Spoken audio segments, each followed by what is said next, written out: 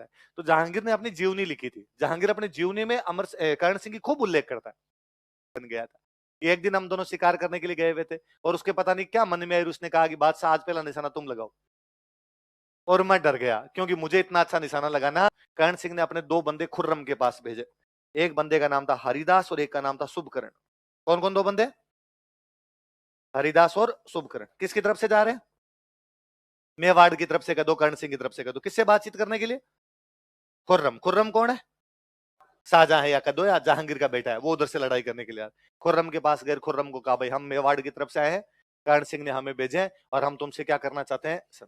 खुर्रम बेचारा राजू, जो मेवाड़ पिछले 85 सालों में युद्धों के बावजूद संधि करने के लिए तैयार नहीं था, इस बार संधि के लिए तैयार हो गए। इससे बड़ी मुगलों की सफलता क्या होगी? उन्होंने बैठो बैठो बैठो, चाय लाओ चाय लाओ। हरदास जी के लिए चाय लेके आओ। आप शुभकर्ण जी कॉफी लेते हो चाय लेते हो? नहीं नहीं चाय चला लूंगा मत, बैठो। अरे वो संधि की बात कर लेते। अरे कर लेंगे यार, संधि की क्या बात, चाय पानी पियो आराम। उनका अरे सर सुनो तो सही, संधि की बात करो पहले, बाद में चाय पानी ले लें। खुर्रम ने कहा संधि की क्या बात है, मुगलों से संधि का एक ही लेना देना है सिर्फ, जो हमसे संधि करेगा वो हमारे दरबार में अगर हमारी तरफ से लड़ाई करेगा, खत्म बात, लड़ाई बंद हो जाएगी। तो तुम्हारा राजा हमसे संधि कर रहा है तो तुम्हारे राजा को हमारे दरबार में भेज दो संधि। उनका सर यही तो है, हम यही तो कहना चाहते हैं, सुन लो बात, हमारा राजा कभी भी आपके दरबार में नहीं आएगा। क्यों? तो राजा तो संधि नहीं करना चाहता। तो संधि कौन कर रहा है? तो उसका बेटा कर्ण सिंह कर रहा है। तो दरबार में कौन आएगा हमारे? तो दरबार में कर्ण सिंह आएगा, राजा अमर सिंह नहीं आएगा। उसने कहा यार पर हमारे तो जो भी संधि करता है राजा खुद आता है यार, आज तक हिंदुस्तान में जितनी संधियां की उसमें राजा खुद को ही आना पड़ता है। फिर मैं एक बार डैडी से पूछ लूं थोड़ा, कर ले बात। उसने जहांगीर की से बात की कि पिताजी ये मेवाड़ वाले संधि करने के लिए तैयार है, लेकिन ये कह रहे हैं कि हमारे से संधि करने के बाद में इनका राजा कभी भी हमारे दरबार में नहीं आएगा, बल्कि राजा का बेटा जो राजकुमार होगा वो ही दरबार में आएगा। जहांगीर ने कहा चुपचाप संधि कर ले अपने। पर पिताजी ये तो संधि का उल्लंघन है, जो बाकी बातें होती है वो तो हो ही नहीं रही। जहांगीर ने कहा कोई बात नहीं, कौन देख रहा है इस बात को कि कौन आया था और कौन है? अपने जो कलंक लगा हुआ माथे पे कि मेवाड़ नहीं जीत पाए, वो कलंक दूर हो जाएगा। अपने कह देंगे मेवाड़ वालों ने भी हमसे क्या कर ली। बेटा तू नहीं जानता मेरी हालत कितनी खराब है। मैं आगरा में जब गली के अंदर जाता हूं तो बच्चे पीछे करते रहते, ओए मेवाड़ है।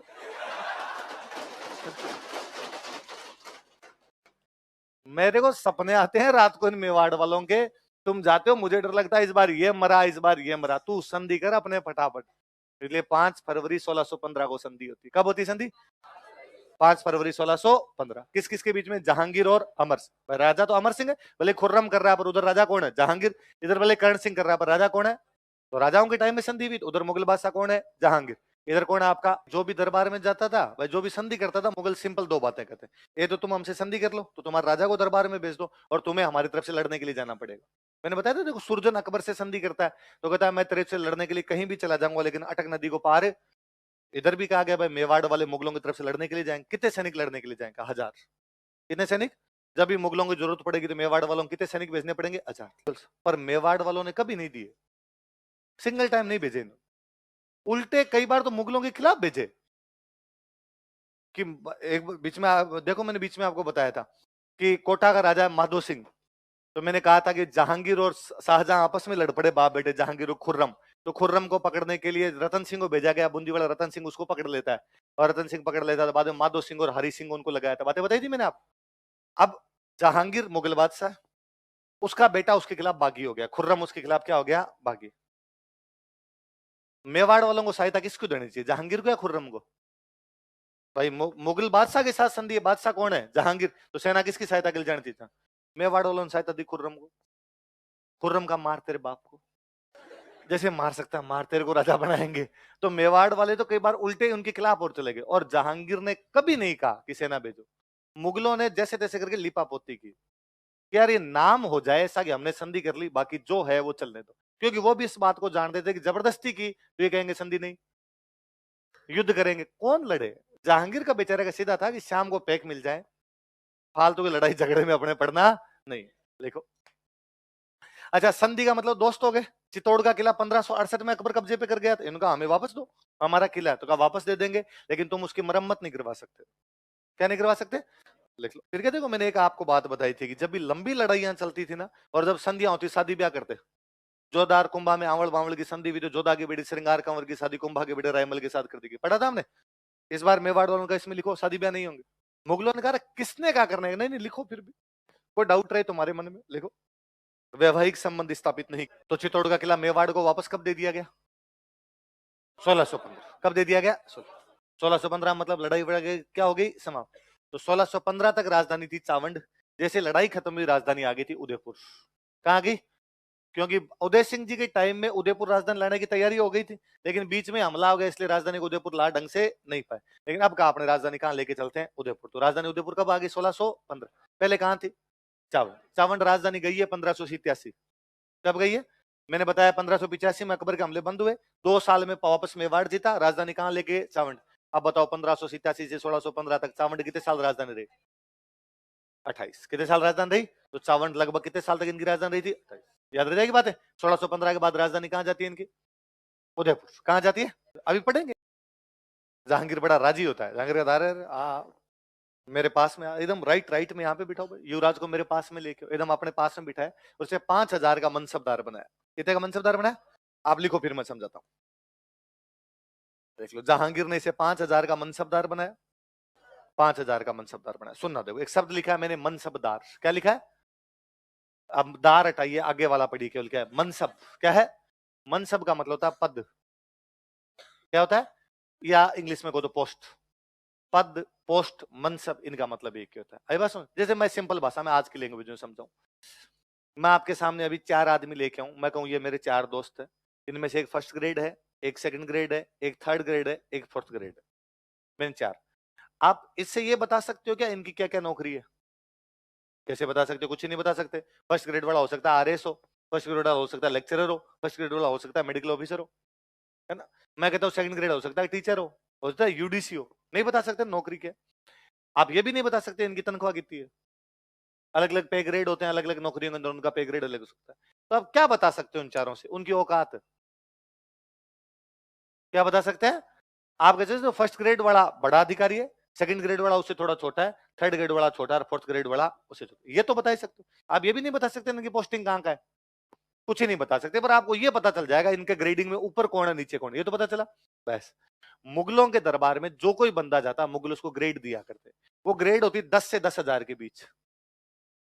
किससे किसके बीच होती? उस ग्रेड को बोलते मनसब। क्या बोलते? 10 का मनसब, 100 का मनसब, 500 का मनसब, 700 का मनसब, 1000 का मनसब, 5000 का मनसब, 2000 का मनसब, 3000 का मनसब, ऐसे मनसब मिलते। है बात समझ? अब यदि किसी आदमी को मनसब मिला 2000 का, एक को मिला 3500 का, एक को मिला 5000 का, आपको ये थोड़ी पता है रक्षा मंत्री कौन है, विदेश मंत्री कौन है। आपको ये भी नहीं पता इनको सैलरी कितनी मिलती होगी, पर आपको ये पता है कि 2000 वाला थोड़ा कम है, 3500 वाला ज्यादा है, और 5000 वाला। तो मुगलों के दरबार में औकात बताने वाले जो पद हुआ करते उस पद को क्या बोला करते? मनसब। जिसको ये मनसब मिलेगा वो क्या कहलाएगा? दार का तो मतलब था स्वामी। दार का मतलब क्या था? तहसील का स्वामी, तहसीलदार, सूबे का स्वामी, ठेके का स्वामी, जमीन का स्वामी, मनसब का स्वामी। है बात समझो? तो मनसब, मनसब का मतलब क्या होता है? पद। क्या होता है? अब मान लो ये है, मैं कहूं अब मुगलों के कहां से कहां तक मारते हैं मनसब? 10 से लेके 10,000। पर 5000 से ऊपर की मनसब केवल मुगलों के राजकुमारों को मिलेगी, जो राजा के बेटे होंगे। जहांगीर है, जहांगीर के बेटों को आपने कहेगा तू 6000 का, तू 7000 का, तू 8000 का, तू 9000 का। बाकी जो राजा उनके हाईएस्ट पोस्टिंग कोई होगी तो वो कितनी होगी? और 5000 ही बुढ़ापे में देंगे। मरता मरता आदमी होगा तब 5000 का बनेगा। पहले मान लो किसी को लगाते 2000 की पोस्टिंग देते कि तू 2000 का मनसबदार है। फिर किसी युद्ध में बेचारा जीत के आता, मुगल कहते प्रमोशन, तू भाई साहब 3000। फिर और कोई युद्ध में जीत के आया तो कहा प्रमोशन, तू कितने का हो गया? 4000। इतने मरमुरा जाता, या तो भगवान मौत दे देता या किसी लड़ाई में काम आ जाता। तो 5000 के मनसब तक तो लोग पहुंचते ही नहीं थे, लेकिन जहांगीर ने मेवाड़ वालों को जाते ही 5000 का मनसब दिया है। जाते कितने का दिया? फिर क्या मनसब ये भी बताता कौन कहां बैठेगा। आगे बैठेंगे, फिर उससे पीछे मान लो 5000 वाले आगे, फिर 4000 वाले, फिर 3000 वाले, फिर 2000 वाले, 1000 वाले, 500 वाले, 300 वाले, 200 वाले, फिर लास्ट वाले तो खड़े रहते होंगे। कईयों को दरबार के बाहर खड़ा रहना पड़ता होगा। तो ये भी पता चल रहा है ना आपका स्टेटस क्या होगा। तो जहांगीर ने अमर सिंह को, सॉरी कर्ण सिंह को जाते कितने का मनसबदार बनाया? इसका मतलब जहांगीर उस बात की वैल्यू समझता है। जहांगीर को बताया कि यदि मनसब कम दे दिया, इसको पीछे बिठा दिया, ये कल ही वापस चला जाएगा कि संधि तोड़ दी। वापस लड़ाई करेंगे। तो उसने राजी किया, एकदम अपने पास से बिठाया। तो जहांगीर ने अपनी जीवनी लिखी थी। जहांगीर अपनी जीवनी में कर्ण सिंह की खूब उल्लेख करता है। और जब कर्ण सिंह जब पहली बार मेरे दरबार में आया तो मैं उसको खुद जाके लेके आया और मैंने अपने राइट हैंड में बिठाया उसको एकदम। तो राइट हैंड आपने कहते किसी भी, ये उसका राइट हैंड है, इसका मतलब कहना था तू मेरा कितना खास आदमी है। और मैंने उसको कितने का मनसब दिया। फिर जहांगीर कहता है कि फिर मैं मेरे हथियार दिखाने के लिए उसको लेके गया। पर वो जहांगीर लिखता है पर कि कर्ण सिंह में एटिकेट्स नहीं थे ज्यादा, वो जंगली था। कहने का मतलब वो कभी दरबार के अंदर गया नहीं था। तो मैं जब हथियार दिखाने के लिए लेके गया तो उसने मेरी सबसे प्रिय बंदूक उठा ली और प्रिय बंदूक उठाकर ये तो मैं रखूंगा। जब कैसे होता नहीं था बादशाह के सामान के आप हाथ नहीं लगा सकते भाई, ये सिंपल सी बात है। आपको सीएम साहब बुलाए और सीएम साहब अपने घर पे आपको कहे कि देखो मेरे पास ये पेन पड़े, आपको ये पेन मुझे दे दो, नहीं होता ना। उल्टा ये होता है कि अपने कोई कहे कि खाना खा लो तो अपने कहता नहीं साहब खा के आया था। बड़े आदमी ये तो होता है टिकट्स। और क्या होता है कि उसने मेरी प्रिय बंदूक उठाई और कहा ये तो मैं रखूंगा। जहांगीर कहता मुझे बड़ा अजीब लगा लेकिन मैंने उसको बंदूक दे दी। जहांगीर खूब लिखता है। जहांगीर लिखता है कि वो शिकारी बहुत अच्छा था। हम जब भी शिकार करने के लिए जाते तो मैं हमेशा युवराज को मेरे साथ रखता था। ऐसा कभी नहीं हुआ कि युवराज ने गोली चलाई और शिकार मरा नहीं। उसका निशाना हमेशा अचूक बैठता था। जंगल के अंदर अभ्यास कर करके बहुत अच्छा शिकारी बन गया था।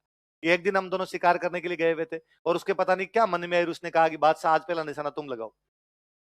और मैं डर गया क्योंकि मुझे इतना अच्छा निशाना लगाना नहीं आता और मुझे लगा कि आज मेरी युवराज के सामने बेइज्जती हो जाएगी। पर मैंने अल्लाह ताला को याद किया, आंखें बंद करके मैंने गोली चलाई। हवा का बहाव उसी तरफ था, अल्लाह ताला ने मेरी सुनी और शिकार की गोली लग गई।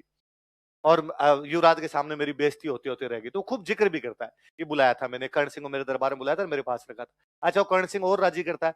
कर्ण सिंह के और कर्ण सिंह के पिताजी कौन है? अमर सिंह। इन दोनों की मूर्तियां आगरा के किले के पास लगवा देता है। ये दोनों दोस्त है मेरे बाप बेटे, इनकी मूर्तियां लगाई। जैसे अकबर ने किसके लगवाई? जयमल पत्ता। जहांगीर किसके लगवा देता है?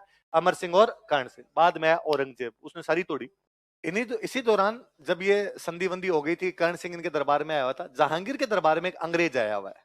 उस अंग्रेज का नाम है टॉमस रो। कौन है?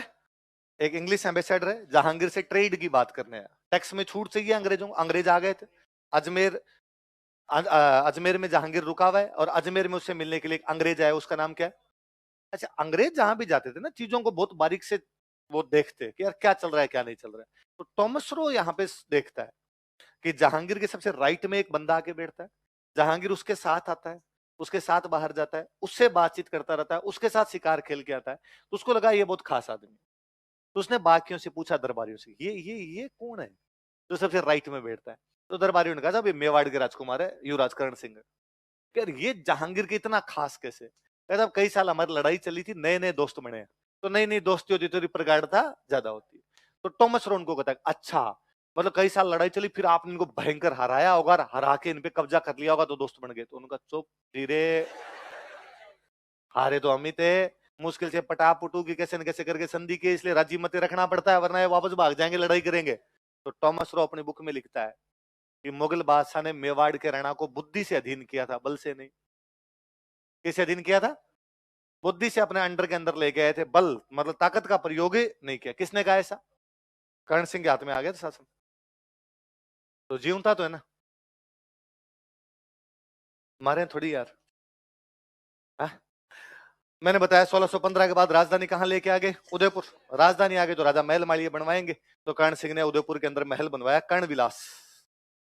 कौन सा बनवाया? एक महल बनवाया, दिलखुश। कौन सा?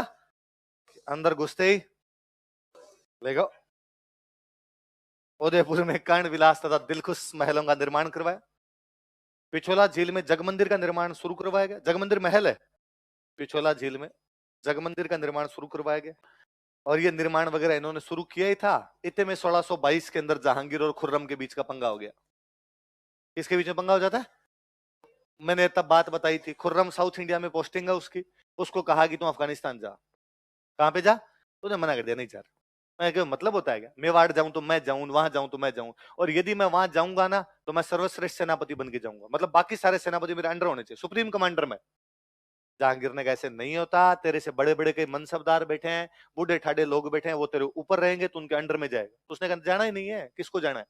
तो जहांगीर ने कहा कि पकड़ के जेल में डालो, राजा की आज्ञा का उल्लंघन नहीं किया जा सकता। अब जहांगीर ने सेना भेजी तो खुर्रम बेचारा भागा। भाग के कहां जाए?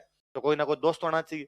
तो खुर्रम, कर्ण सिंह खुर्रम के बीच संधि हुई है, तब से दोनों कर्ण सिंह और खुर्रम अच्छे दोस्त थे। तो खुर्रम जब उधर से भागा तो उसने कर्ण सिंह को मैसेज किया कि भाई कर्ण सिंह डैडी ने घर से भगा दिया, पीछे फौज और है, किधर जाऊं?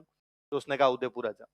तो रहने की जगह कोई, उसने कहा जगमंदिर नया नया शुरू ही करवाया, पूरा तो नहीं बना पर कई कई कमरे तैयार हो गए, लेट बात अटैच है, तो यहाँ आके रह जाओ। खुर्रम ने जब विद्रोह किया था तो कौन से महल में रुका था? देखो, विद्रोह के दौरान ड्यूरिंग रिवोल्ट, विद्रोह के दौरान ड्यूरिंग रिवोल्ट खुर्रम इस महल में रुका था। Khurram state here. कहां स्टे किया उसने? जगमंदिर में। खुर्रम इस महल में रुका था। Khurram state here.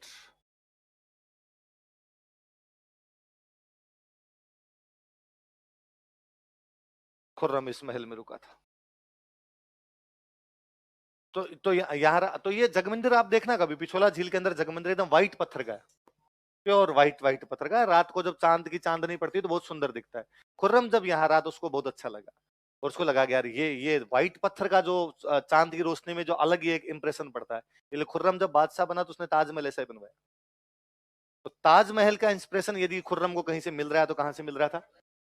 कई दिन यहाँ रहा, फिर खुर्रम ने कहा भाई यहाँ बैठे बैठे तो क्या पार पड़ेगी, लड़ाई झगड़े करने ही पड़ेंगे, तो खुर्रम यहाँ से आगे जाता है। तो मेवाड़ वाले खुर्रम के साथ सेना भेजते हैं। 1000 सैनिक देने थे, तो 1000 सैनिक किसके साथ भेजे? और 1000 ही नहीं, ज्यादा ही भेजे। खुर्रम ने कहा लड़, तेरे बाप से लड़, कोई बात नहीं। उधर जहांगीर कहे कि भाई तुम मुगल बादशाह को दोगे, उनका अगला बादशाह यही है, बादशाह को देनी है, कोई से बादशाह को दे के आए। और जहांगीर ने बेचारे ज्यादा पंगे लिए नहीं। तो कर्ण सिंह का भाई था भीम सिंह सिसोदिया। क्या नाम था? भीम सिंह सिसोदिया खुर्रम के साथ साउथ इंडिया जाता है। खुर्रम की अपने बाकी भाइयों से लड़ाई होती है, जहांगीर अपनी सेना भेजता है, जहांगीर की सेना से लड़ाई होती है। तो उस युद्ध में खुर्रम के पास फौजी है 8000, सामने वाली सेना के पास है 40,000। इधर से 8 और उधर से कितने? 40। तो खुर्रम ने अपने सेनापतियों को बुलाया, सेनापतियों को बुलाकर भाई क्या करें, लड़ेंगे चले? तो बाकी सेनापतियों का चलते यार, दिमाग खराब है, अपने 8000 है, सामने कितने हैं, क्या लड़ना है इनसे? भीम सिंह सिसोदिया ने कहा लड़ेंगे। भागा कैसे जा सकता है यार, पीठ कैसे दिखाई जा सकती है? हो गए तो 40,000 हो गए, क्या कर लेंगे 40,000? और मार ली ना ढंग से थोड़े बहुत ही, ये सारे भाग जाएंगे। खुर्रम को इतना कॉन्फिडेंस है, खुर्रम रुक गया। खुर्रम ने कहा भीम सिंह सिसोदिया लड़ रहा है तो लड़ लेंगे। बाकियों ने कहा भाई हमारे तो पार पड़ेगी, तो भीम सिंह ने कहा आगे मैं लड़ लेता हूं, तुम पीछे रह जाना। अगले दिन भीम सिंह सिसोदिया लड़ता है, वो उनकी 40,000 की आधी से ज्यादा फौज काट देता है। 22-23,000 बंदे मारे उनके। तब कोई भीम सिंह, अपने वालों को दिक्कत ये थी कि अपने वाले खुद लड़ते जाके, तो भीम सिंह खुद आगे आगे लड़ रहा था, तो भीम सिंह खुद गिर गया और उस लड़ाई में लड़ता हुआ मारा गया। जैसे खुर्रम को अब मतलब लड़ाई बराबर है, अभी तक भी खुर्रम इसके अंदर जीत सकता है कि इधर 8,000 लड़ रहे थे तो इनके आधे के मरे, तो इनके 4-5,000 लड़ रहे हैं और उनके 22-23 काट गए, और उन वाली भी सेना थकी हुई है, इनकी सेना भी थकी हुई है। अभी भी उन चांस है कि ढंग से कोई अपनी वीरता दिखाए तो 3-4 हजार सैनिकों से 20,000 को भगा दे। पर खुर्रम पीछे बैठा है, उसको समाचार मिला कि भीम सिंह सिसोदिया आगे लड़ता हुआ मारा गया। खुर्रम ने अपनी सेना को चप्पलें हाथ में लो, अब नहीं लड़ना आपने। तो क्या टेरर रहा होगा उस बंदे का, कि क्या गजब का लड़ा होगा इस क्षेत्र के अंदर, कि उसने बाकियों को भागने के लिए मजबूर कर दिया था। उसने कहा नहीं, तो वो लड़ता हुआ मारा गया, तो खुर्रम ने कहा अपने भाग जाएंगे। तो खुर्रम यहाँ रुका, फिर यहाँ से बेचारा भाग गया था वो। तो खुर्रम के बाद दिन वापस काम किए, बाद में वो मुगल बादशाह बनता है। मुगल बादशाह बनता है तो इनके साथ ठीक ही थे शुरू से रिलेशन।